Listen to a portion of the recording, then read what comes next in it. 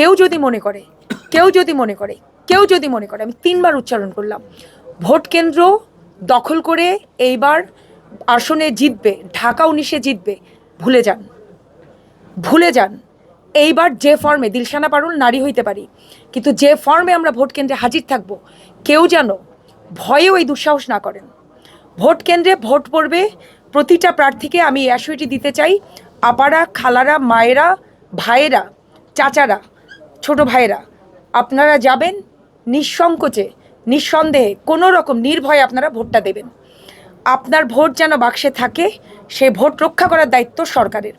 সরকার যদি না পারে, কোনো একটা দলের যদি দিকে যদি ঝুঁকে যায়, খেয়াল রাখেন ঢাকা 19-এ আপনাদেরকে, তার যারা নির্বাচিত হয়ে আসবেন, অনির্বাচিত হয়ে শেখ হাসিনাকে কিন্তু ফেলে দেওয়া হয়েছে। ভোট বাক্সের একটা ভোট যদি এদিক ওদিক হয়, ভোট গণনায় যদি ঝামেলা হয়, কিংবা ঢাকা 19-এ তো রাজনীতি করে থাকতে হবে তাদের, নাকি? ঢাকা 19-এ রাজনীতি করে থাকতে হবে তো, 5 বছর চালাইতে হবে তো।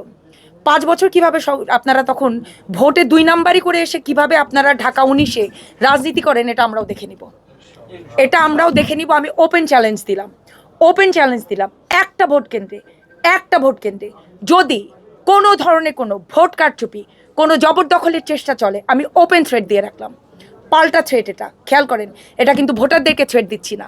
যারা ভোট ডাকাতির মিনিমাম সন্দেহ চিন্তা রাখবেন, খেয়াল রেখেন, মাথায় রেখেন, আমরা জুলাই অভ্যুত্থানে রক্ত দিয়ে আন্দোলন করে তারপরে মাঠে আসছি, এমনি না। আপনারা বিএনপিরা 17 বছর যে কাজ করতে পারেন নাই, 21 দিনে রক্ত দিয়ে এই দেশকে স্বাধীন করে, তার মধ্যে থেকে এনসিপি তৈরি হয়েছে। ঢাকা 19 শাপলাকলি এনসিপির আসন, জামাতে ইসলামী এনসিপি 11 দলীয় জোটের আসন, জাস্ট ভুলে যায় না এটা। দিলশানা পারুল এখানে যারা আসছে, ব্যাকগ্রাউন্ড একটু চেক করে এসেন। দিলশানা পারুল যে শুধু ভয় পায় না, মাঠে লড়াই সংগ্রাম করে এখানে আসছি।